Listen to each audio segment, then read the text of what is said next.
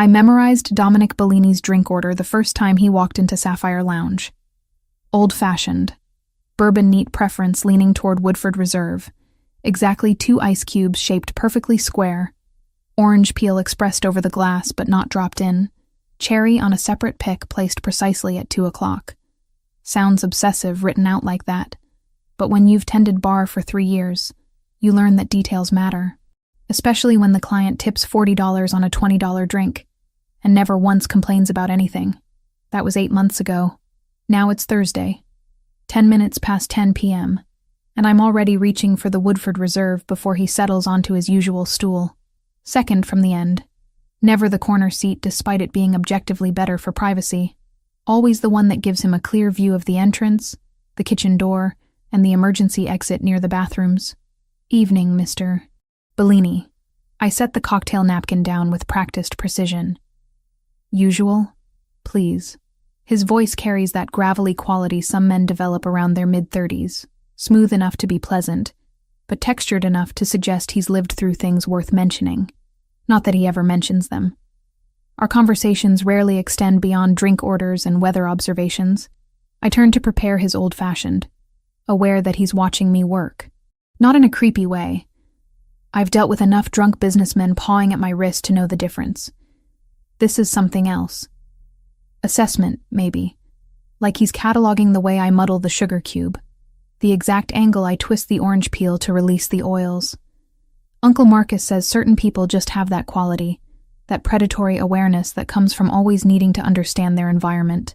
Busy night, Dominic observes when I place his drink down. The ice cubes clink softly against the glass.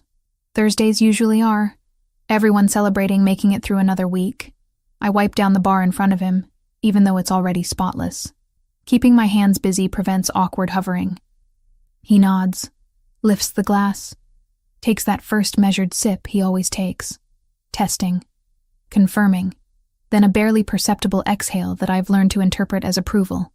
The thing about working at Sapphire Lounge is that you develop a sixth sense about power. Not the loud, obnoxious kind that shows up in rental tuxedos and bottles of champagne they can't actually afford. Real power. The quiet kind that makes other patrons shift their conversations to lower volumes when certain people walk past. The kind where the manager personally escorts someone to their table instead of letting the hostess handle it. Dominic Bellini has that kind of power in spades. I noticed it the 3rd or 4th time he came in. The way Marco, one of our regulars who works in commercial real estate, practically tripped over himself moving to a different section of the bar. How the 2 guys in tailored suits who'd been arguing loudly about sports teams suddenly found their indoor voices when Dominic sat down. Small tells that added up to a larger picture I deliberately chose not to examine too closely. Uncle Marcus hired me 3 years ago when I was desperate enough to take any job that paid in actual money instead of exposure or experience. I just finished my chemistry degree from Boston University, $48,000 in debt with a BA that qualified me for precisely nothing except graduate school I couldn't afford. My resume listed 3 unpaid internships, and a GPA that suggested I'd spent more time studying than networking, which in retrospect was probably my first major career mistake. Marcus took one look at me, asked if I could handle drunks without crying, and put me behind the bar the next shift. Said family helps family, especially when family is drowning. He wasn't wrong about the drowning part. Haley. Marcus appears from the back office, nods at me, then at Dominic with considerably more deference. Mr. Bellini, everything satisfactory? As always, Marcus. You run a good establishment. Dominic's tone is pleasant, almost warm. But there's something underneath it, a layer of meaning I can't quite parse, like they're having a second conversation beneath the surface of the polite words. We do our best. Let me know if you need anything. Marcus retreats, and I catch the briefest moment where his hand touches my shoulder as he passes. A warning? Reassurance? With Marcus, it's hard to tell. He's spent 30 years in Boston's restaurant scene and picked up the kind of discretion that makes him excellent at his job and maddeningly vague in personal interactions. The night continues its usual rhythm. I mix drinks, make small talk with regulars, deflect increasingly aggressive flirtation from a guy in a Patriots jersey who doesn't understand that no thanks is a complete sentence. Dominic sits at his stool nursing his drink. He never orders more than 2 in an evening. and occasionally checks his phone with the kind of focus that suggests the messages he's reading are considerably more important than sports scores or stock updates. Around 11:30, two men I don't recognize walk in. Both Asian, both wearing dark clothes that read expensive, even from across the room. They scan the space with the same predatory awareness Dominic has. And I watch his posture shift. Not obviously. Just a subtle straightening of his spine, a fractional adjustment of his shoulders that transforms relaxed into ready. The men choose a table near the front. Don't approach the bar. Don't acknowledge Dominic's presence, even though I'd bet money they clocked him the second they entered. The air in Sapphire suddenly feels thinner, like pressure dropping before a storm. Another? I ask Dominic quietly, even though his glass is still half full. No, thank you. He places 250s on the bar, which is excessive even by his standards. Have a good night, Haley. He leaves through the main entrance, and the two men at the front table watch him go without moving. 5 minutes later, they leave too. And I'm standing behind the bar, wondering what exactly I just witnessed, while simultaneously knowing I should probably forget I witnessed anything at all. That's my life. Bartending 6 nights a week at Sapphire, mixing drinks for people whose conversations I'm not supposed to hear, and whose business I'm definitely not supposed to question. Living in a studio apartment in Alston that costs $1,800 a month and has radiators that clang like church bells every morning at 6 a.m. Taking the red line to Quincy every Sunday to visit Mom, because that's the one day I give myself permission to stop running. Mom, Rose Turner, 52 years old and 5 years cancer-free, which should be cause for celebration, except the medical bills didn't stop when the treatments did. $68,000 in debt even after insurance, broken into monthly payments that will outlive both of us if I don't figure out how to accelerate them. That's why I took the bartending job instead of holding out for something in my actual field. Chemistry doesn't pay enough to cover rent and medical debt simultaneously, not at entry level. So I mix drinks, and I'm good at it, partially because I actually understand the science behind flavor profiles and molecular interactions. That old-fashioned I make for Dominic? The sugar-to-bitter ratio is calculated based on the specific barrel char level of Woodford Reserve. The orange oil release is timed to maximize aromatic compound dispersion without overwhelming the bourbon's natural vanilla notes. It's chemistry applied to mixology, and it turns out people will pay decent money for drinks that taste transcendent instead of just adequate. Sundays at Mom's place are my anchor point. The one routine I refuse to compromise on regardless of how tired I am, or how many double shifts Marcus needs covered. I take the train at 9 a.m., stop at the bakery she loves for cinnamon rolls she pretends she shouldn't eat, and spend 4 hours in her tiny kitchen drinking coffee and pretending life isn't crushing both of us under debt we didn't choose. She asks about work. I tell her it's fine. She asks if I'm dating. I tell her I don't have time.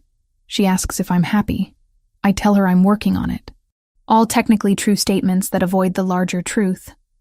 I'm 26 years old, living paycheck to paycheck, using a chemistry degree as a coaster while I pour drinks for people who tip more than I make in an hour. And the only thing keeping me from complete despair is knowing that every shift brings me incrementally closer to the day when Mom's debt is paid, and I can maybe, possibly, start building a life that belongs to me instead of to circumstances I can't control. But Thursday nights at Sapphire, watching men like Dominic Bellini sit at my bar with their careful awareness and their unspoken rules, I wonder if I'm paying attention to the wrong details. If maybe the real story isn't in the chemistry of the drinks I'm making, but in the power dynamics I'm witnessing and deliberately ignoring, because knowing too much in this city has always been more dangerous than knowing too little. Thursday evening arrived with weather forecasts promising storms. By 8 p.m., water streaked the windows of Sapphire Lounge in diagonal patterns that distorted the streetlights outside into abstract smears of yellow and white, the kind of night that kept people inside longer, ordering one more drink to avoid the inevitable sprint to their cars, which meant we were packed. Every table occupied, every bar stool taken, the noise level climbing steadily as alcohol loosened inhibitions and raised volumes. I moved through my routine on autopilot: martini, Manhattan, mojito, repeat, while tracking orders and managing the controlled chaos that came with a full house on a miserable night. 10:47. Dominic Bellini walked through the entrance flanked by two men I recognized from previous visits. Both wore dark suits that probably cost more than my monthly rent. Both moved with that same predatory awareness that seemed to be a job requirement in their world. But tonight something was different. Instead of heading to his usual stool at the end of the bar, Dominic chose a seat dead center. Prime real estate for conversation, terrible positioning for surveillance. The change registered immediately as wrong, like watching someone write with their opposite hand, technically functional, but fundamentally off. "Evening, Mr. Bellini." I set down 3 cocktail napkins. "Your usual? Please, and whatever these gentlemen would like." He gestured to his companions with casual authority. I took their orders, bourbon neat, scotch on the rocks, and turned to prepare the drinks while my brain tried to process the deviation from pattern. 8 months of Thursdays, always the same stool, always the same positioning. Why change tonight? The answer walked through the door 5 minutes later. Asian man, maybe early 30s, expensive dark jacket over a charcoal shirt, moving through the crowd with purpose that suggested he knew exactly where he was going and didn't care who he had to navigate around to get there. He claimed a small table near the front, waved off the server attempting to take his order, and pulled out his phone with the focused attention of someone waiting for something specific. I watched him while pouring Dominic's old-fashioned. Watched the way his gaze kept drifting to the bar, to Dominic specifically, with an intensity that made the hair on my arm stand up. Not casual interest, not even aggressive curiosity. Something colder, calculated, predatory. The man finally flagged down our server, ordered something I couldn't hear over the ambient noise, then had a brief conversation that involved gesturing toward Dominic. Money changed hands. The server nodded, disappeared toward the bar where Jake was handling the overflow orders. Alarm bells started ringing in my head before I consciously understood why. Jake prepared the drink. Looked like another old-fashioned from my angle. And the server carried it toward Dominic's section with a professional smile. I caught fragments of her explanation as she approached. Courtesy of an admirer. Gentleman at table 6. Wanted to welcome you. Dominic's expression remained neutral, but his posture shifted fractionally. Recognition. Assessment. The kind of instant calculation that came from years of navigating situations where gifts might be genuine, or might be traps. The server placed the glass on a cocktail napkin in front of him. The liquid caught the overhead lights, amber and rich, ice cubes floating in geometric precision. Dominic nodded his thanks, reached for the drink, lifted it toward his lips, and that's when I saw it. The color was wrong. Not obviously wrong. Not the kind of thing a casual observer would notice. But I'd made thousands of old fashions, understood the precise hue that resulted from proper bourbon to bitters ratio, knew exactly how light should refract through properly mixed spirits. This drink had turbidity. A faint cloudiness disrupting the usual clarity, barely visible but definitely present. Bourbon doesn't cloud. Not unless something's been added that shouldn't be there. Something that doesn't fully dissolve, that creates microscopic particles suspended in solution. My chemistry training kicked in before conscious thought could interfere. Turbidity in alcohol meant adulterants, foreign substances, poison. I was moving before I decided to move. "Don't drink that." The words tore from my throat loud enough to cut through conversation, loud enough to make heads turn from 3 tables away. My legs carried me around the bar in a stumbling sprint that knocked into a customer's elbow, sent someone's beer sloshing over the rim of their glass. Dominic's hand froze with the drink inches from his mouth. His eyes found mine across the space, sharp and alert and questioning. I reached him, slapped the glass from his grip with enough force that it flew sideways, tumbled through air in slow motion, exploded against the polished wood floor in a burst of liquid and crystalline fragments that scattered across tile like shrapnel.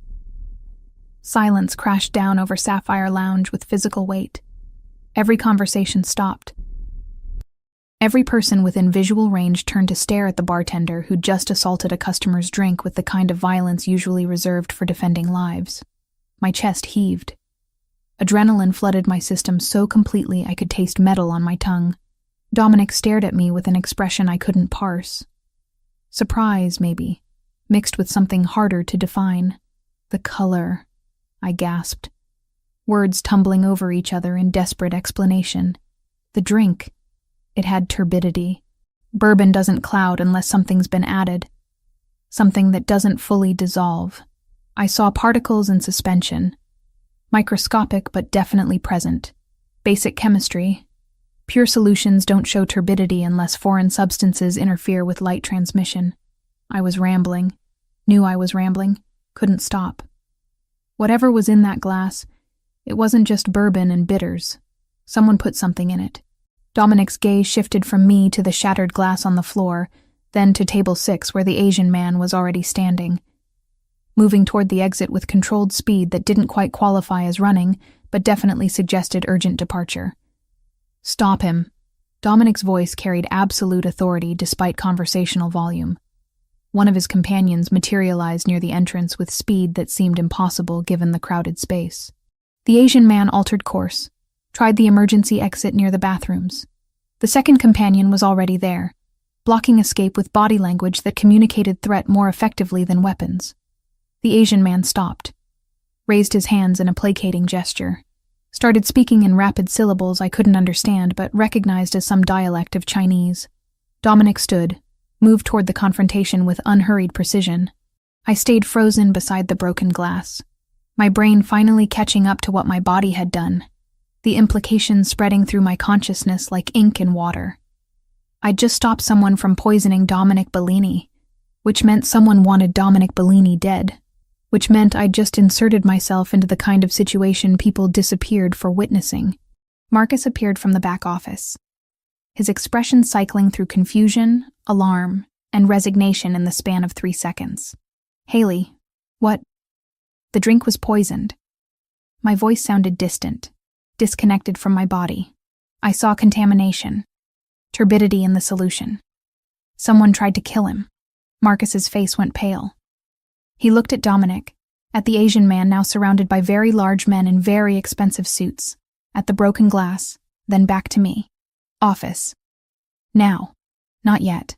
Dominic's voice cut through the chaos.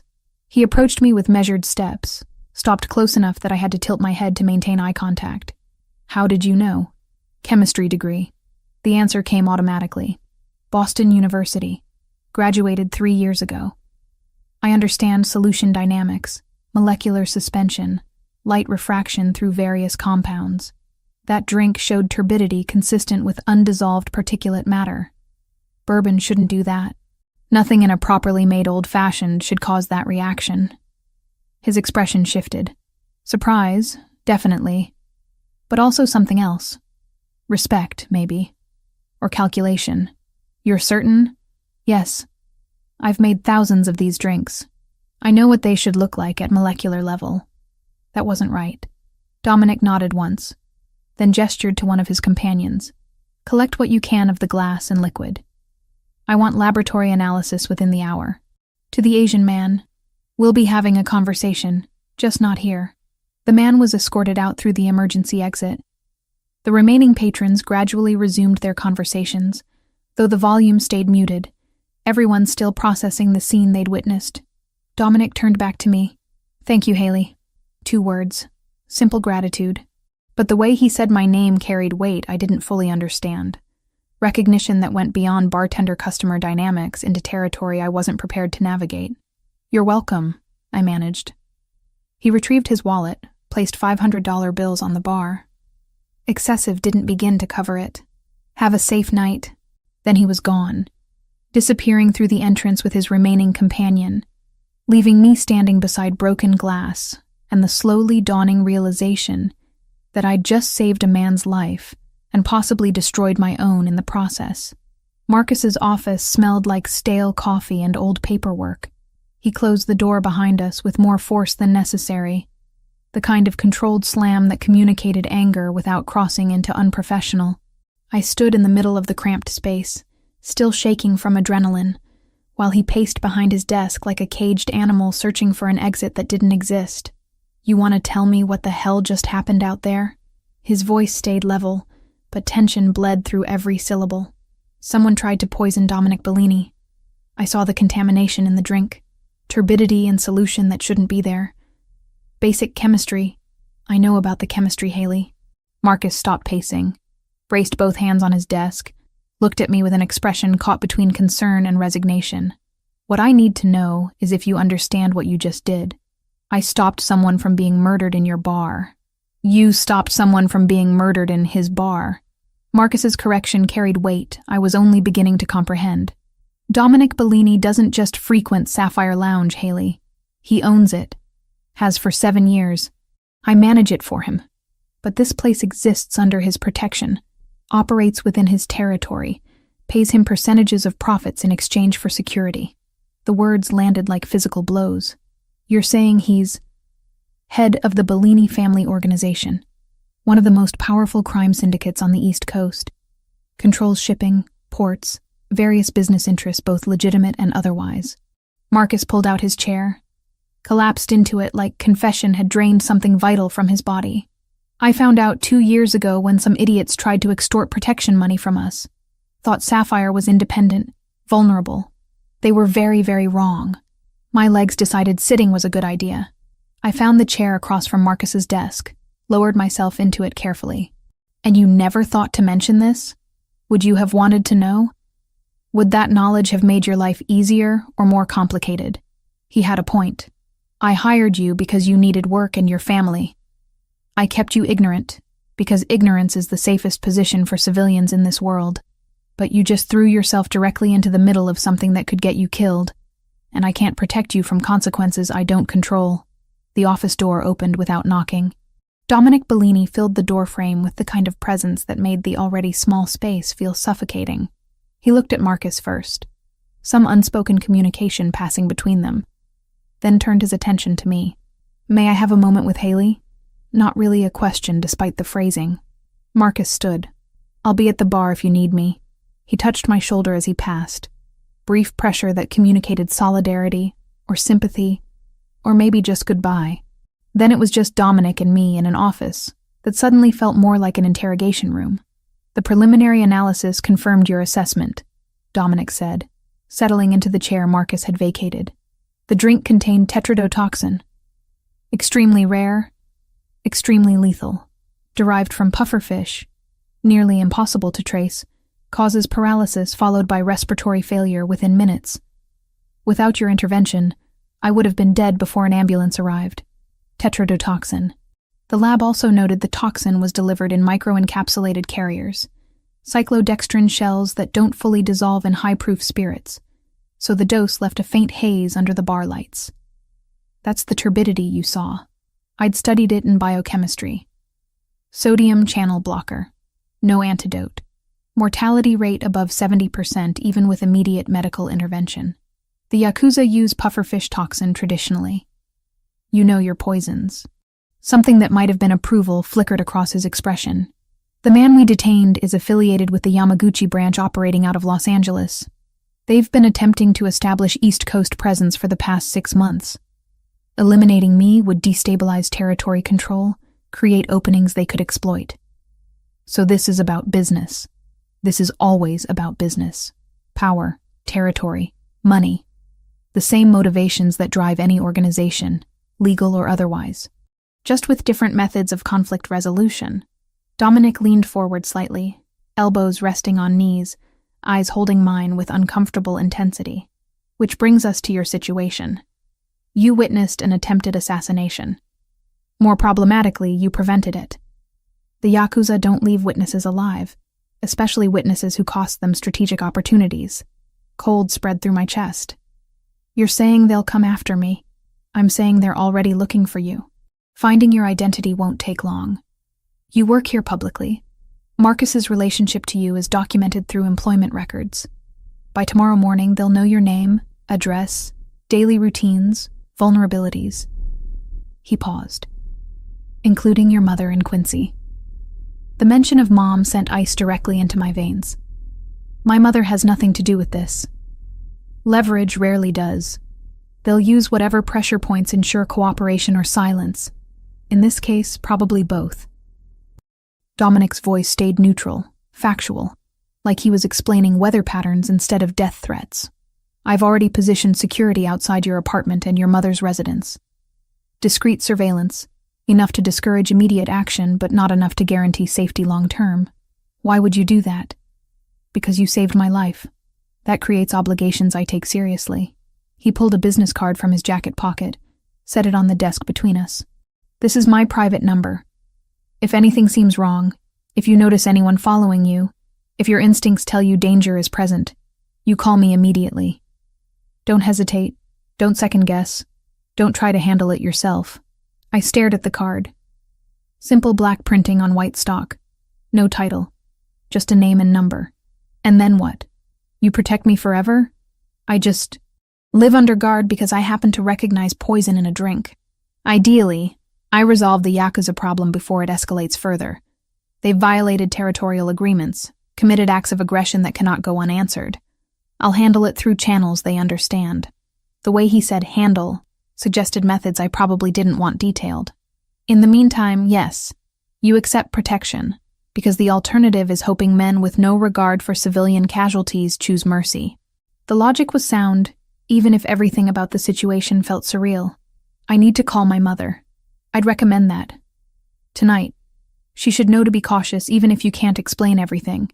Dominic stood, adjusted his jacket with practiced precision. Marcus will give you the rest of the night off. Go home. Lock your doors. Keep your phone charged. I'll be in touch tomorrow with updates. He was gone before I could formulate responses to the 100 questions crowding my mind. Marcus appeared minutes later, handed me my jacket and purse without comment. Take tomorrow off too. I'll cover your shifts. Marcus, this isn't negotiable, Haley. Whatever's about to happen, you need to be somewhere safe while it unfolds. And you need to trust that Dominic Bellini, for all his moral complications, keeps his word when he offers protection. The drive back to my Alston apartment happened in a fog. Autopilot navigation while my brain tried processing revelations that didn't fit into any framework I'd constructed for understanding my life. I'd been working in a bar owned by organized crime, serving drinks to a man who controlled territory through violence and intimidation, living in willful ignorance that now felt less like protection and more like complicity. My studio apartment had never felt more vulnerable. Ground floor, windows facing the street, lock on the door that probably wouldn't survive determined force. I checked every room anyway, all 2 of them plus the bathroom, before settling on my bed with my phone clutched in both hands. 9:47 p.m. Late, but not too late. Mom stayed up until 11 most nights, reading or watching those crime procedurals she found oddly comforting.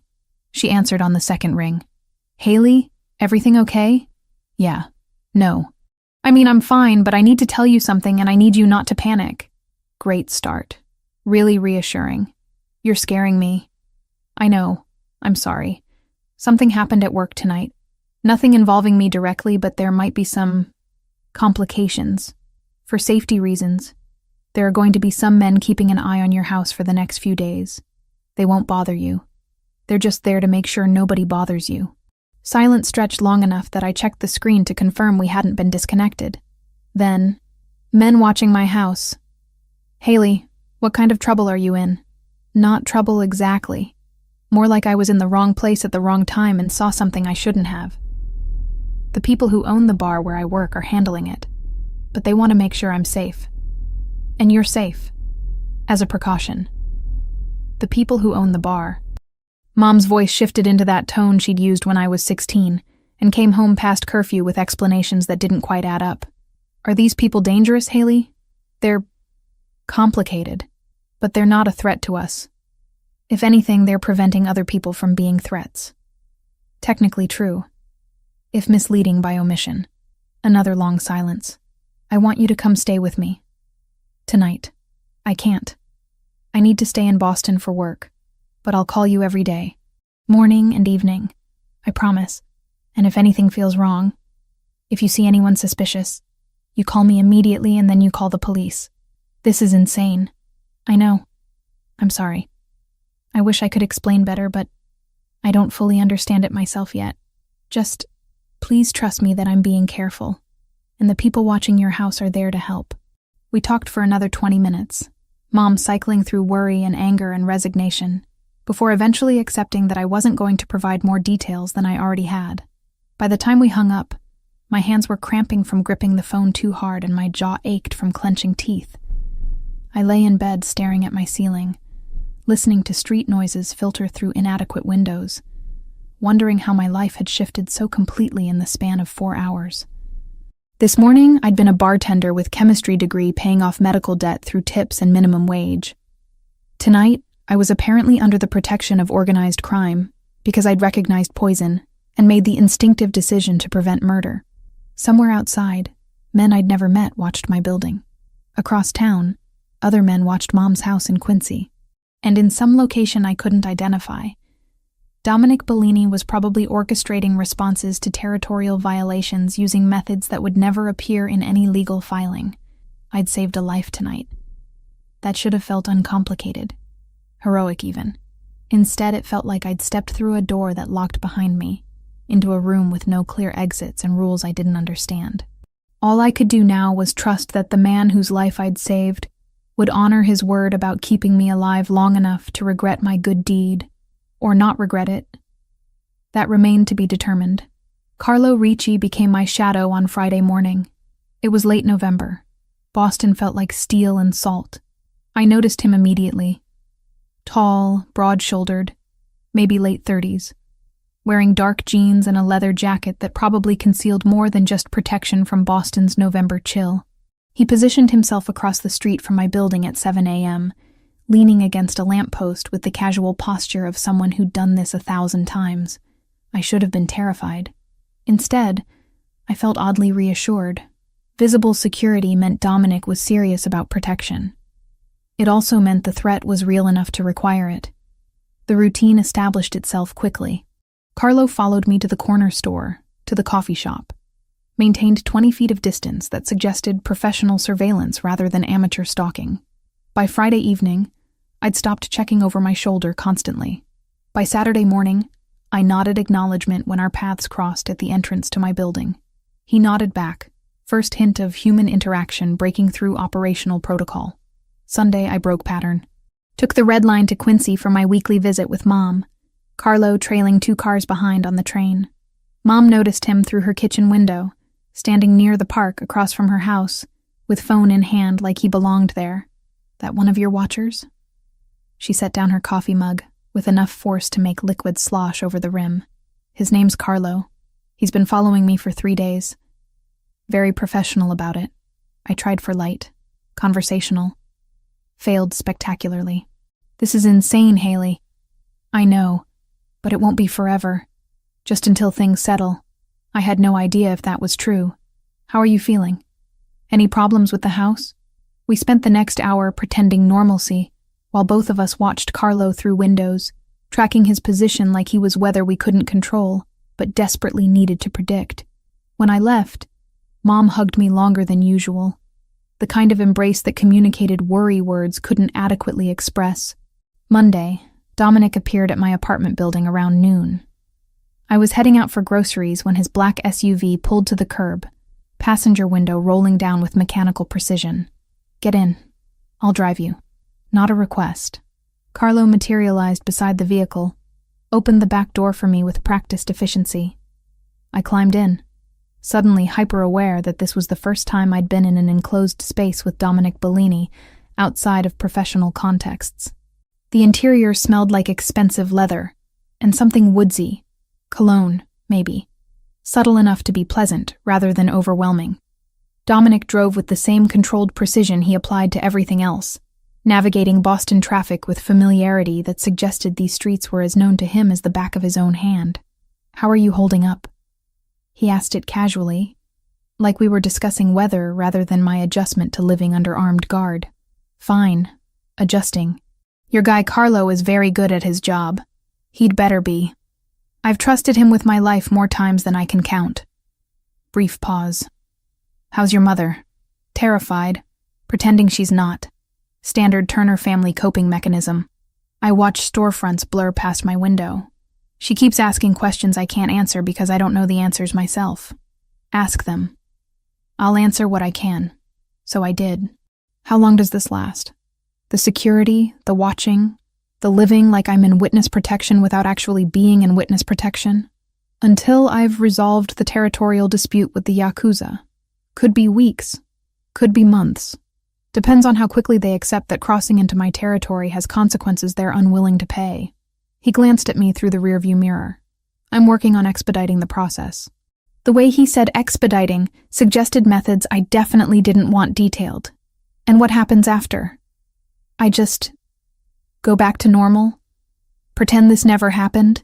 You go back to whatever version of normal you choose, with the understanding that you've seen things most civilians don't see, know things most civilians don't know.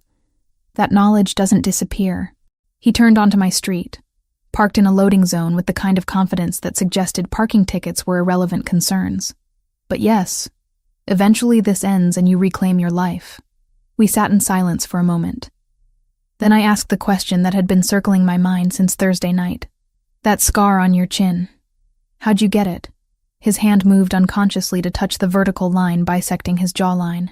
Bicycle accident when I was 7. Thought I could jump a curb at full speed.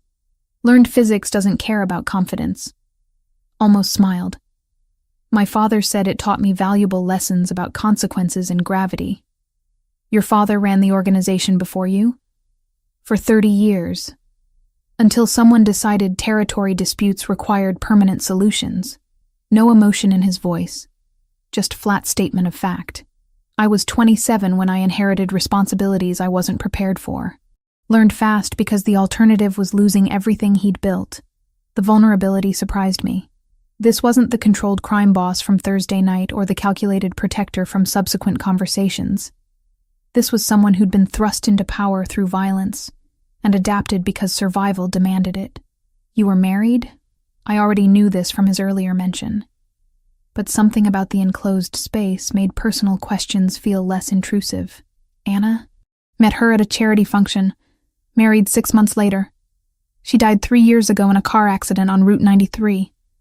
Drunk driver crossed the median during evening rush hour. His jaw tightened fractionally. She wanted normal life. House in the suburbs, kids, distance from family business. I kept promising soon, after this deal, after that consolidation. Always soon, never now. I'm sorry. So am I. He shifted to look at me directly. Why chemistry? You clearly have the aptitude for it, but you're tending bar instead of working in labs. What happened? Debt happened. Mom's medical bills, my student loans, the reality that entry-level chemistry positions don't pay enough to cover both rent and monthly payments exceeding $1,000. So I took the job that paid immediately and told myself it was temporary. I shrugged. 3 years later, temporary has become permanent. What would you do with chemistry if debt wasn't a factor? Nobody had asked me that in years. The question hit harder than it should have. Research, probably. Molecular synthesis, pharmaceutical applications. Something that mattered beyond making drinks taste good. I paused. Not that there's anything wrong with mixology.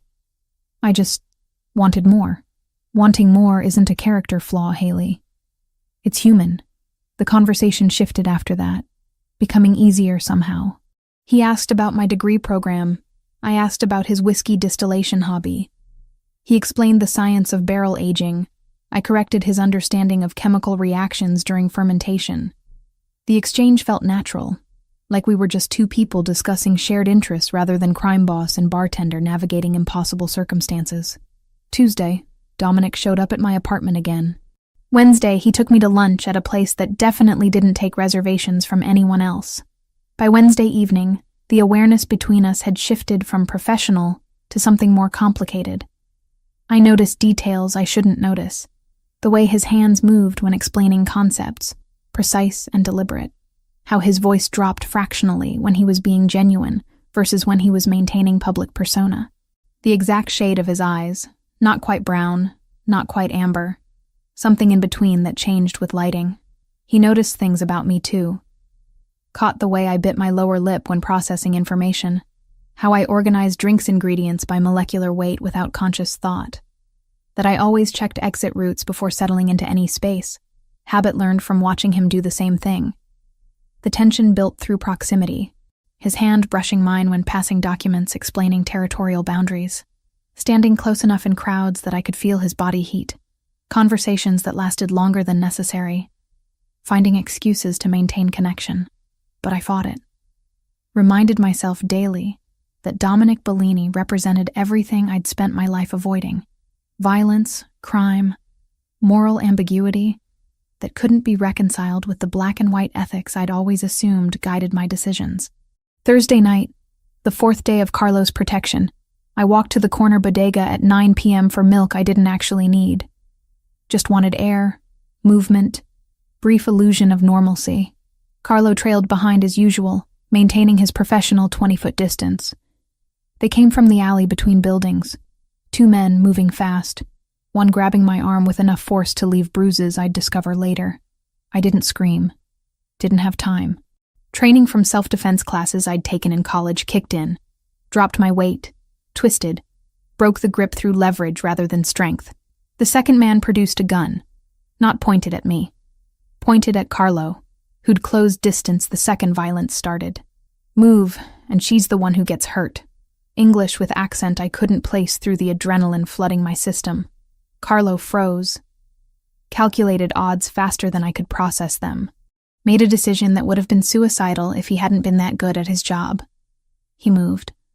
The next 10 seconds happened in that strange, slow-motion state where time dilates and details become hyper-real. Carlo's hand going for the weapon under his jacket. The sharp crack of gunfire, impossibly loud, reverberating off brick walls. The second attacker going down. The first one releasing me, reaching for his own weapon. More shots. Pain blooming across Carlo's chest. Dark stains spreading across forest green shirt turned black in streetlight. Then he was falling. I caught him before he hit pavement. Eased him down while my brain shifted into emergency mode. Medical training overtaking panic. Chest wound, upper right quadrant. Bleeding badly but not arterial. Pressure. Needed pressure. I ripped off my jacket, pressed it against the wound with both hands. Stay with me. Carlo, stay with me. His eyes focused on mine, glazed but aware. Called Dominic. Sirens in the distance getting closer. The attackers had fled. Just me and Carlo and spreading pool of blood that felt warm against my knees soaking through jeans. I kept pressure, kept talking, kept him conscious through sheer force of will until paramedics arrived and pried my hands away to take over. The hospital waiting room had fluorescent lighting that made everyone look half dead. I sat in a plastic chair wearing scrubs someone had given me. My bloody clothes sealed in evidence bags, hands scrubbed clean, but still feeling like they were covered in Carlo's blood. Dominic exploded through the emergency entrance at 10:43 p.m. He saw me first, crossed the space in 4 long strides, pulled me up from the chair, hands framing my face while eyes searched for injuries he wouldn't find. Are you hurt? No. Carlo took the bullet. They tried to grab me. He intervened. They shot him. Words tumbling out disconnected, shock finally catching up. Upper right chest, missed major vessels but punctured lung. They took him straight to surgery. I used pressure, kept him stable until paramedics arrived. But I don't know if... You did everything right. His thumb brushed my cheekbone, gesture so gentle it broke something loose in my chest. You're safe. That's what matters. Carlo has a daughter. He told me. 8 years old. Plays soccer. I was crying now. Didn't remember starting. He almost died protecting me from a threat that only exists because I recognized poison in a drink. He chose this job knowing the risks. That doesn't minimize what happened, but it means this isn't your fault.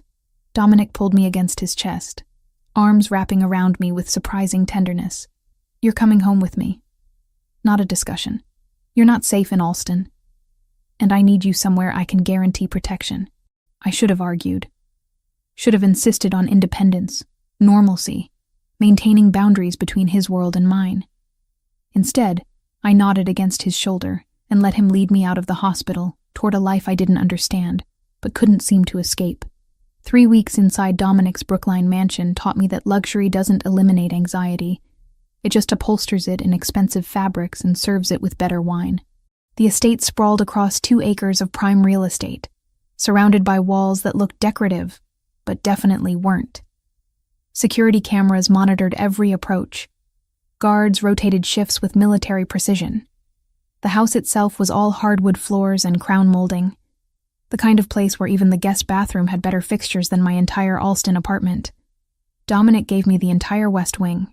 Bedroom, private bathroom, sitting area with windows overlooking gardens currently dormant for winter. He respected boundaries I hadn't even needed to articulate. Never entering without knocking, never pressuring proximity beyond what I initiated, which somehow made the proximity harder to resist. Carlo recovered in a medical suite on the first floor. Dominic had converted what was probably meant to be a library into a fully equipped recovery room, complete with hospital bed, monitoring equipment, and a nurse who checked vitals every 4 hours. The bullet had punctured his right lung, missed his heart by 3 inches, required surgery that lasted 6 hours, and would need at least 6 weeks of careful healing before he could return to active duty.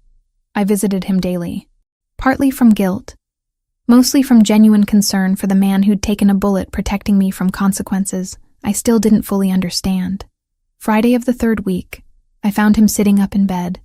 Color finally returned to his face. His daughter's soccer photos covered the bedside table. Blonde girl with gap-toothed grin wearing jersey number 7. Her name's Sophia, he said, catching me looking. She's 8. Plays midfielder for her elementary school team. Has a mean right foot and absolutely no fear on the field. She's beautiful. I settled into the chair beside his bed. Does she know what happened? That Daddy got hurt at work and needs to rest for a while. Her mother, my ex-wife, knows more, but we agreed to keep details age-appropriate. He shifted carefully, wincing at the movement. I want to thank you. For the first aid, for staying calm, for probably saving my life before the paramedics arrived. You took the bullet protecting me. That seems like it balances the scales. Not how it works. You didn't ask for this situation. I chose this job knowing the risks. He paused. Dominic's a good man, despite what he does for a living. He'll keep you safe. Trust that even when trusting him feels impossible. The words stayed with me long after I left Carlo's room. Sundays became ritual adapted for circumstances. I couldn't visit Mom in person. Security risks remained too high, but video calls maintained connection across the distance. Every Sunday at 10 a.m., I'd settle into the sitting area with my laptop, and Mom would answer from her kitchen in Quincy. You look tired, she observed during the 3rd week's call. I'm fine, just adjusting. Not technically a lie. Adjusting to living in a mansion with criminals. Her tone carried the sharp edge she reserved for situations where politeness had been exhausted. Adjusting to not being able to leave. It's temporary, Mom. I promise. Your promises don't control other people's violence, Haley. She softened slightly. I'm just worried. This isn't the life I wanted for you. It's not the life I wanted either. But it's the life I have right now. And I'm making the best of it. I shifted the laptop to show her the view from my windows. Look, I have access to gardens. Security everywhere. 3 meals a day I don't have to cook. It could be worse. It could also be better. It should be better. She wasn't wrong. But explaining that simple right and wrong had become complicated in ways I was still processing, felt beyond my current emotional capacity. The distillery occupied the entire basement. Dominic had converted what was probably meant to be wine storage into a functional whiskey production facility. Copper stills, aging barrels, temperature-controlled environments, equipment that suggested serious investment in the hobby. I discovered it by accident Tuesday of the 2nd week, following stairs I'd assumed led to laundry. Instead, I found Dominic monitoring fermentation tanks with the focused attention he applied to everything. Chemistry lab? I asked from the doorway.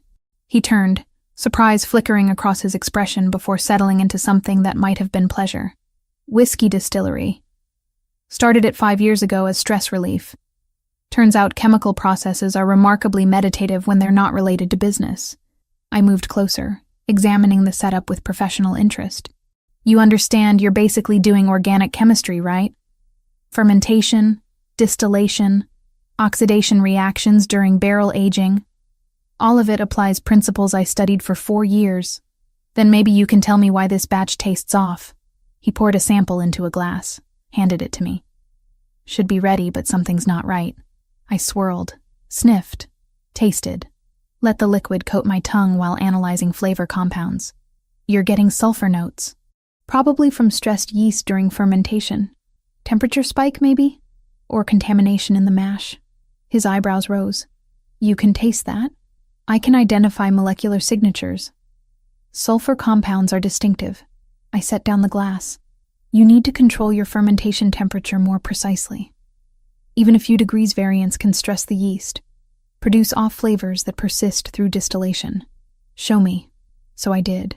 Spent 3 hours that night explaining biochemistry of fermentation, optimal temperature ranges for different yeast strains, how copper in the still helped remove volatile sulfur compounds through chemical bonding. Dominic absorbed information like he'd been waiting years for someone to explain the science behind his art. It became routine.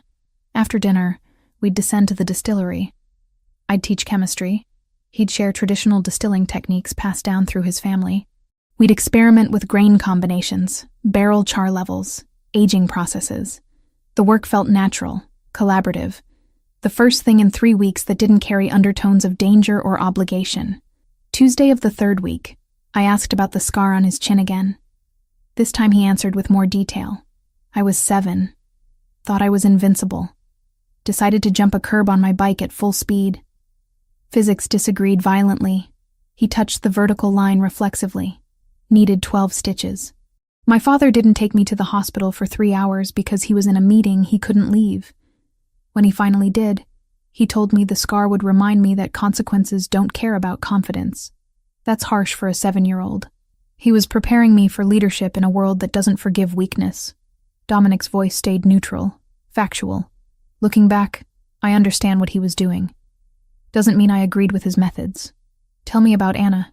The question emerged before I could reconsider its wisdom. His jaw tightened. For a moment I thought he wouldn't answer. Then, met her at a charity function. She worked for an education nonprofit, spent her days fighting for funding that would never be adequate. She had this optimism that felt impossible given what she witnessed daily. I fell for her immediately. How long were you married? 6 years. She wanted children, a house somewhere quiet, distance from family business. I kept promising soon. After this deal. After that territory consolidation. Always soon. Never now. He stared at the aging barrel in front of us. She died 3 years ago on Route 93. Drunk driver crossed the median during rush hour. She was gone before the ambulance arrived. I'm sorry. Words felt inadequate, but nothing else existed to offer. She deserved better than I gave her. Better than delayed promises and a husband who prioritized business over building the life she wanted. He finally looked at me. That's why I don't make promises I can't keep anymore. Silence stretched between us, heavy with shared understanding of how life derails plans no amount of money or power can prevent. My mom survived cancer 5 years ago, I said quietly. Stage 3, aggressive treatment, odds that made doctors use phrases like cautiously optimistic, which is code for probably terminal. But she survived. $68,000 in debt even after insurance, but she survived. That's why you're bartending instead of using your degree. That's why I'm doing whatever pays immediately. Research positions don't cover both rent and 4-figure monthly payments. So I mixed drinks and told myself it was temporary until temporary became permanent. I picked up one of the chemical testing kits, examined it unnecessarily. I spent years being angry at the system that monetizes survival, at the driver who caused the accident that killed my parents 5 years earlier, leaving me as her only family, at myself for not being able to fix problems that required money I didn't have. Your parents died in an accident too? Drunk driver on Route 80. Back then we still lived in New Jersey, just off I-80. We moved to Boston the year after. He got 18 months for vehicular manslaughter, served 9. Mom got cancer the next year. Sometimes I wonder if grief can trigger cellular mutations, if loss literally makes you sick. No scientific evidence for it, but the timing felt connected. Dominic moved closer, not touching, but near enough that I felt his presence like heat. You've carried weight nobody should carry alone. So have you. Different weight. I chose this life. You had it forced on you by circumstances beyond your control. Does it matter? I met his eyes. Choice or circumstance. We both ended up in places we didn't plan to be, doing things we never imagined, trying to survive situations that should have broken us. Except you're not broken. Bent, maybe. Carrying scars, but not broken. The distillery suddenly felt smaller. The air between us charged with awareness that had been building for 3 weeks through proximity and shared vulnerability. His hand came up, brushed my cheek with unexpected gentleness. "This is complicated," I whispered. "I know. You're a criminal.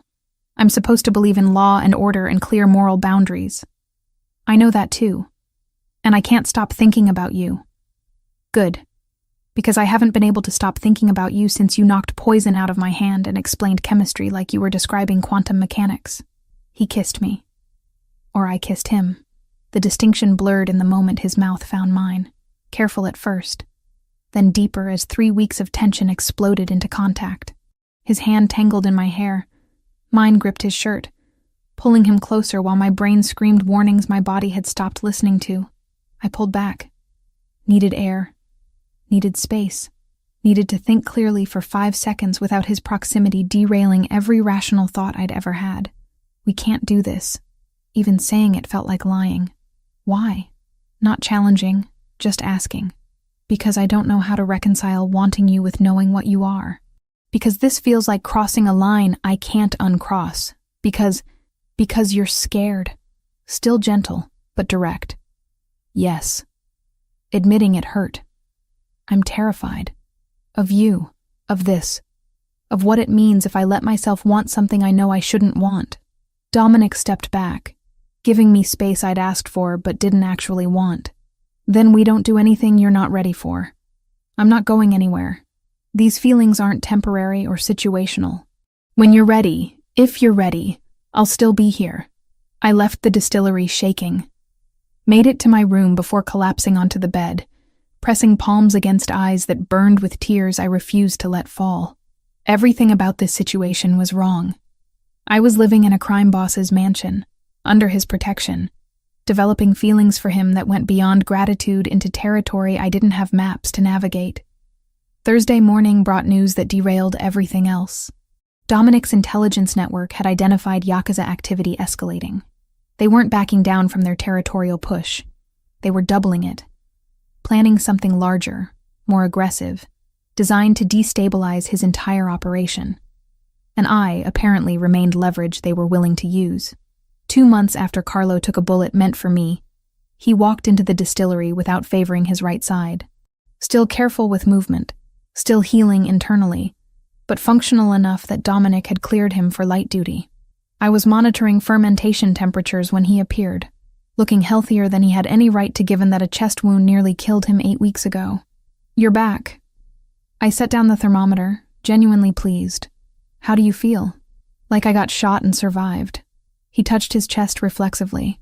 "Doctor says 6 more weeks before full clearance, but I'm tired of sitting in that medical suite watching daytime television. Dominic said I could observe planning sessions as long as I promised not to do anything stupid." "Planning sessions? You haven't heard?" Carlo glanced toward the stairs. "He's been building a counter-operation. Intelligence finally mapped the complete Yakuza network in Boston. He's moving on it this week." My stomach dropped. "Moving on it how?" "That's probably a conversation you should have with him directly." I found Dominic in his office, surrounded by papers and photographs that looked like surveillance images. He didn't seem surprised when I walked in without knocking. "Carlo says you're planning something." I closed the door behind me. "Something involving the Yakuza." "I am." He gestured to the chair across from his desk. "They've escalated operations despite losing their initial assassination attempt. Intelligence suggests they're planning a larger move, targeting multiple locations simultaneously to destabilize my entire organization. I can't let that happen." "So you're going to..." "What? Start a war? I'm going to end one before it properly begins." He leaned back, studying me. "But I could use your help, if you're willing." That stopped me. "My help? I'm not exactly trained in tactical operations." "No, but you understand chemistry in ways that could give us strategic advantage." He pulled a file from the stack, slid it across the desk. "The Yakuza move supplies through specific distribution channels. If we could mark those supplies with something traceable, we could map their entire network without direct confrontation. Track movements, identify key players, build comprehensive intelligence." I opened the file, scanned the contents. supply chain documentation, shipping manifests, warehouse locations. You want me to create a chemical marker. Can you do it? How long would it take? 2 weeks to develop and test. Maybe 3 if I run into complications. I looked up from the file. But Dominic, this feels like crossing a line I've been very carefully not crossing. What line is that? Active participation instead of passive observation. If I help you build this, I'm not just protected by you anymore. I'm working with you. That makes me complicit in ways that, I struggled for the right words, in ways that change who I am fundamentally. He stood, moved around the desk, leaned against the edge so we were eye level. You're already complicit, Haley. The moment you knocked that drink from my hand, you chose a side whether you meant to or not. This just makes that choice conscious instead of accidental. You're saying I might as well embrace it. I'm saying you get to decide what kind of participant you want to be. Victim hiding in my house waiting for threats to disappear? Or active partner using your expertise to help resolve the situation that put you here? He paused. Either choice is valid, but only one gives you control. He was right. And I hated that he was right. If I do this, I need proper equipment. Real laboratory setup, not improvised distillery tools. Done. I'll have industrial-grade equipment delivered and installed in the East Wing by tomorrow afternoon. He touched my hand. Brief contact that somehow felt more intimate than anything we'd done in the distillery weeks ago. Thank you. The equipment arrived as promised. An entire room converted into functional chemistry lab complete with precision scales, analytical instruments, chemical storage, ventilation systems that probably violated several residential building codes. Dominic had spared no expense, which made sense for someone whose business regularly required discreet access to specialized resources. I spent 2 weeks adapting fluorescent markers used in currency printing, modified the molecular structure just enough to shift the wavelength signature outside standard detection ranges, created something that would glow under very specific light frequencies, but remain invisible to conventional UV scanners. The chemistry was elegant, complex enough to avoid accidental discovery, but simple enough to be stable in various environmental conditions. Dominic watched me work sometimes, asking questions about process and methodology. I explained reaction mechanisms, bonding principles, how slight changes in molecular geometry created dramatic differences in optical properties. He absorbed information with the focused attention he applied to everything, occasionally offering observations from his own distilling experience that surprisingly applied to what I was doing. This reminds me of barrel char chemistry, he said one evening, watching me adjust pH levels. Minor variations in process creating major flavor differences. It's all chemistry. Whiskey, markers, poison. Just different applications of the same fundamental principles. I pipetted solution carefully. Your family must have been doing this for generations to understand it intuitively. 4 generations. My great-grandfather started the distillery in Sicily before immigrating. He said understanding transformation, how raw materials become something refined, was the foundation of any successful enterprise. Dominic leaned against the lab bench. I don't think he meant it as metaphor for organized crime, but the principle applies. By day 15, I'd perfected the marker. Dominic tested it personally, applying it to fabric samples and tracking them through various conditions. The compound remained detectable after water exposure, temperature fluctuation, extended time periods. Perfect for infiltrating supply chains. The infiltration took 3 weeks. Dominic's people introduced the marked materials into Yakuza distribution networks through carefully orchestrated exchanges and diversions. Every movement after that glowed under detection equipment, mapping routes and connections with precision that would have taken months to establish through traditional surveillance. I watched the intelligence build on screens in Dominic's office. Digital maps showing supply movements, warehouse locations, operational patterns. By week 3, we had comprehensive documentation of the entire East Coast Yakuza infrastructure. This is better than I hoped, Dominic said, studying the data. We can provide this to federal authorities anonymously. Let them handle dismantling the operation through legal channels. That actually surprises me. I expected you'd handle it yourself. I prefer avoiding unnecessary violence when strategic alternatives exist. The FBI can accomplish what needs accomplishing without the kind of warfare that puts civilians at risk. He glanced at me. You thought I'd just execute people. The possibility crossed my mind. I'm not saying I won't defend territory when necessary, but choosing violence as first option instead of last resort is how organizations destabilize themselves. He made a call, initiated whatever anonymous transfer process delivered intelligence to federal authorities without revealing sources. 6 weeks later, coordinated federal raids hit 12 locations simultaneously. The operation dismantled Yakuza infrastructure so completely that news coverage dominated regional media for 3 days. Arrests, seized contraband, organizational leadership scattered or imprisoned. But the primary target, the man who'd ordered my death in Carlo's shooting, escaped. Carlo delivered that news personally, his expression grim. Intelligence confirms he's still active, blames you specifically for the operation's failure. Says your leverage he'll use to force Dominic into territorial concessions. Leverage. The word tasted metallic. He thinks Dominic will abandon territory to protect me. Dominic's considering sending you somewhere safer temporarily. Out of state, secure location, until this resolves. The conversation happened that evening.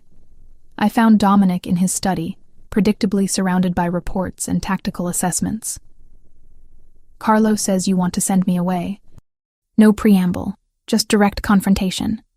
He looked up, expression carefully neutral. I'm considering options that maximize your safety. By removing me from the situation entirely, making me someone else's problem, someone else's responsibility. Anger built in my chest, hot and sharp. I'm not a package you can ship to secure storage, Dominic. I'm trying to keep you alive. By treating me like I'm incapable of participating in my own defense.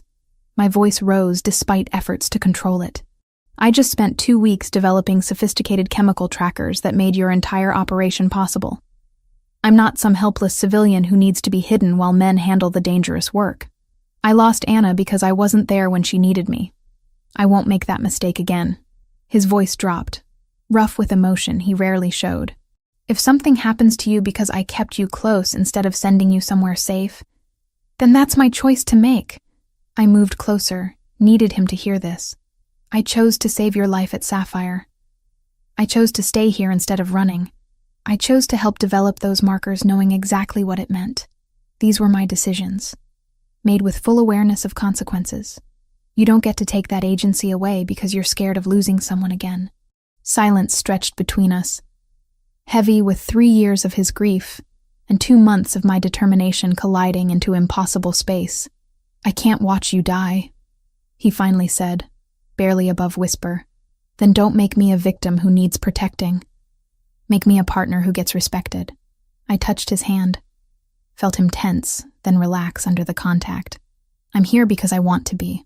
Because despite everything that's wrong about this situation, you make me feel like I matter for who I am, instead of what I can provide. Don't destroy that by deciding my choices for me. His hand turned, fingers lacing through mine. You're right. And I hate that you're right because it's terrifying. Good. Terror means you care. Just don't let caring turn into controlling. Deal. He pulled me closer, forehead resting against mine. But if this goes wrong, then we handle it together. Not me hiding somewhere while you fight alone, but both of us facing whatever comes next. I kissed him. Brief contact that somehow communicated more than words. That's what partners do. 3 months since that rainy Thursday night at Sapphire Lounge, I found myself preparing to be bait. The plan was Dominic's, but I'd insisted on participating. The Yakuza leader, Kenji Yamamoto, intelligence finally gave us a name, had evaded federal capture and remained fixated on me specifically. Not as collateral damage, but as primary target, the person he blamed for the destruction of his entire East Coast operation. He wants you alive initially, Dominic explained, spreading surveillance photos across his desk. Leverage requires living hostages. That gives us a tactical window where he'll prioritize capture over elimination. And you're certain he'll take the bait? I studied the photos, trying to match faces to the threat they represented. His obsession with you has become personal instead of strategic. Personal makes people reckless. Dominic's finger tapped one particular image. We leak information through channels we know he monitors. Suggest you're meeting someone at a specific warehouse location. That security will be minimal. He'll come personally because he doesn't trust subordinates with something this important to him. Carlo, fully recovered now and back to active duty, added his assessment. The warehouse is territory we control completely. Every approach monitored, every exit covered. He walks in thinking he has advantage. Discovers too late he's walked into an ambush. The chemical component was my contribution. I'd developed a gas that caused temporary disorientation without lasting harm. Essentially weaponized vertigo at molecular level. Release it in enclosed space. Anyone without proper respiratory protection would lose equilibrium for approximately 15 minutes. Long enough to neutralize threats without requiring the kind of violence that left bodies. You won't be in the warehouse when it happens, Dominic stated, not asked. Yes, I will. I'd anticipated this argument. Not in the line of fire, but present. You said partnership means trust. This is me trusting your tactical planning while you trust that I can handle witnessing what happens next.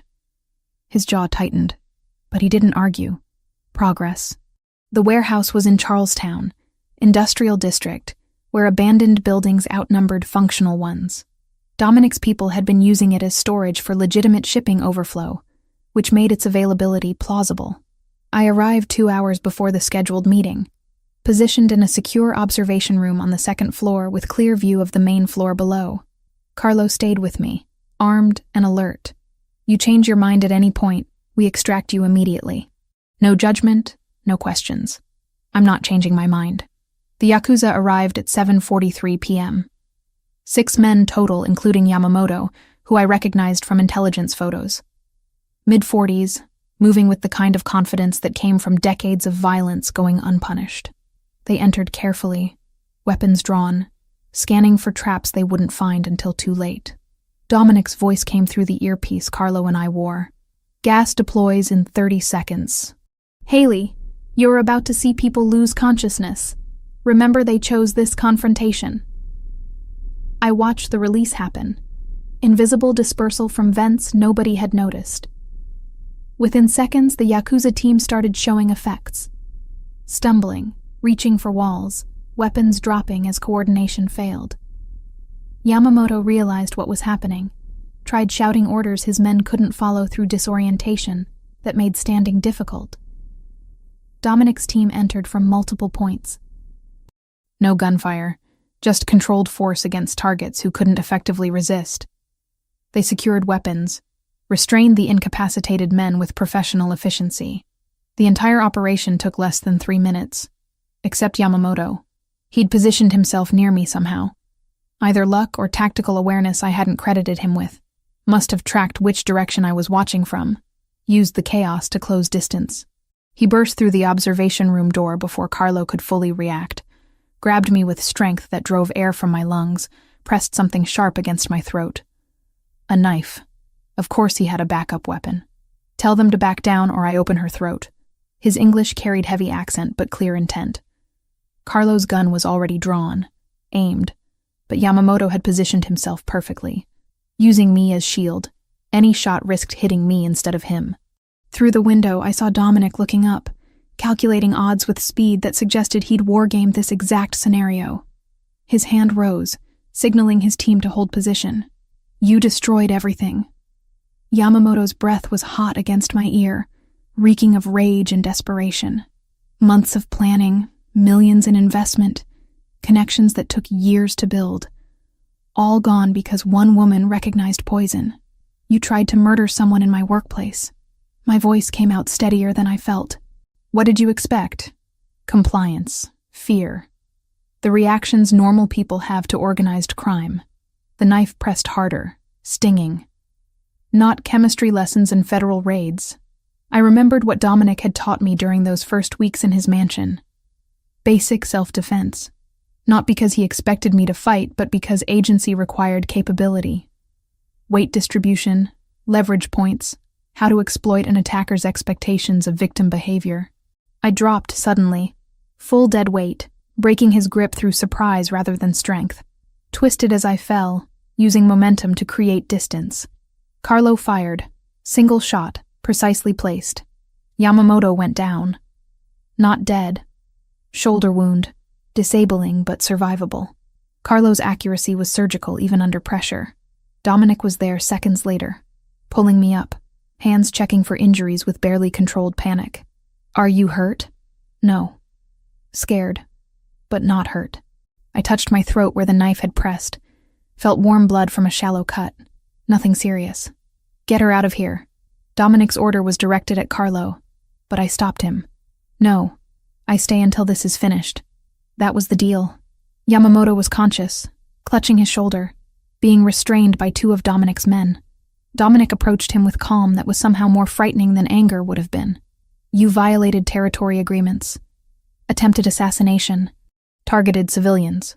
Dominic's voice stayed level, factual. "You understand what happens now. You kill me. Very predictable." Yamamoto spat blood. Big, tough Italian, defending his territory. "No, I turn you over to federal authorities with evidence that makes prosecution unavoidable. You spend the rest of your life in prison, contemplating what happens when business becomes personal."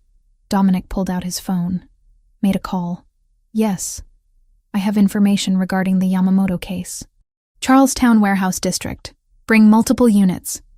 He was calling the FBI, not executing, not disposing of the body in some dock, but actually involving law enforcement. I hadn't expected that. 30 minutes later, federal agents swarmed the warehouse.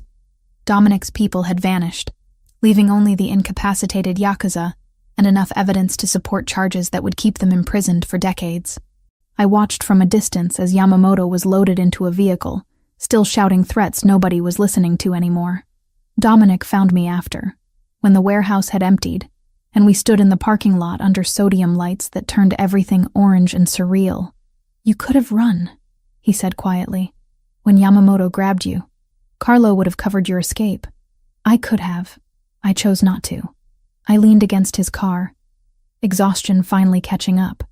"I'm done running from consequences of choices I'd make again anyway."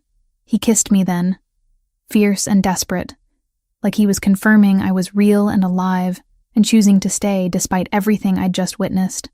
We drove back to Brookline in silence. I spent the next 3 days alone in my room, processing what I'd seen and done and become, watching men lose consciousness from gas I'd developed, witnessing Dominic's calm as he orchestrated violence with surgical precision, having a knife to my throat, choosing to fight instead of freeze. The sounds, the fear, the aftermath. On the 3rd day, I found Dominic in the distillery. He didn't seem surprised. "I'm not leaving," I told him. "I'm not running, not having regrets, not pretending this was temporary. I know, but I need you to understand something. I'm not doing this to become your wife in the traditional sense. I'm not going to be the woman who stays home while you handle business. I want to use my chemistry, develop things that matter, build something that belongs to me. I wouldn't want you any other way." He set down the glass he'd been cleaning. "You're the least traditional person I've ever met, Haley. That's why this works. Even knowing I'll probably challenge you constantly, question decisions, argue strategy, refuse to accept because I said so as valid reasoning, especially knowing that." He pulled me close, forehead resting against mine. "Partnership isn't about agreement, it's about respect, even during disagreement." I kissed him, let 3 days of processing transform into acceptance that my life would never be simple, but could still be chosen. This was who I was now. Bartender with chemistry degree who'd saved a crime boss's life and fallen in love with him despite every rational reason not to. Complicated, morally ambiguous, impossible to explain to anyone outside this world. But mine, completely, consciously mine. 6 months compressed into moments that felt both fast and infinite. The first week after Yamamoto's arrest, I returned to Sapphire Lounge. Not full-time, 2 nights weekly, Thursday and Friday, when the place filled with people celebrating survival of another work week. Security remained but became invisible, the kind of protection that existed in shadows without announcing itself. Marcus didn't ask questions when I walked back behind the bar, just handed me a clean apron and said, "Good to have you back." His resignation had edges of relief, like he'd been holding breath for 3 months, and finally remembered how to exhale. We didn't discuss Dominic, or where I lived now, or what I'd witnessed during my absence. Some conversations happened better through silence. The second month brought the conversation I'd been avoiding. Dominic found me in the distillery late one evening, holding financial documents I recognized immediately. Mom's medical debt, itemized down to the last dollar of the $68,000 she'd been paying off in monthly increments that would have lasted another decade. I want to pay this. Direct, no preamble. Not as charity or obligation. As investment in our future. Your mother shouldn't carry this weight, and neither should you. I wanted to refuse. Had reflexive pride screaming that accepting would make me dependent, kept, somehow less than equal. But looking at those numbers, remembering every month Mom chose between medication and groceries, every time I'd worked double shifts to send extra payments, the refusal died in my throat. This feels wrong. Even saying it sounded hollow. Wrong would be watching you sacrifice everything to repay debt that resulted from surviving cancer. Wrong would be having resources to help and choosing not to use them because of pride. He set the papers on the lab bench between us. I'm not asking permission, Haley. I'm telling you this is happening. You get to decide whether we do it as partners or as me acting unilaterally while you're angry about it. I cried for over an hour. Ugly crying. The kind that comes from 3 years of pressure releasing all at once. Relief and guilt tangled together until I couldn't separate them. Dominic held me through it, didn't try to fix or explain, just provided solid presence while I fell apart. The debt disappeared the next week. Mom called me immediately, voice shaking. Haley, what did you do? I fell in love with someone who had resources I didn't. He used them. That's what happened. Simplest truth I could offer.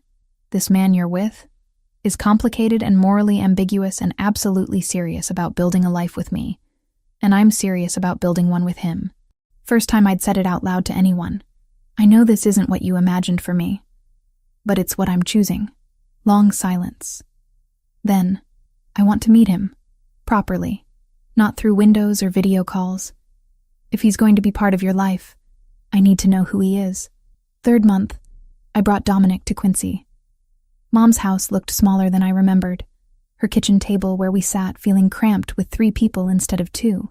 She studied him with the same intensity she'd used when I brought home school projects, looking for flaws in construction or logic. You run an organization. Statement, not question. I do.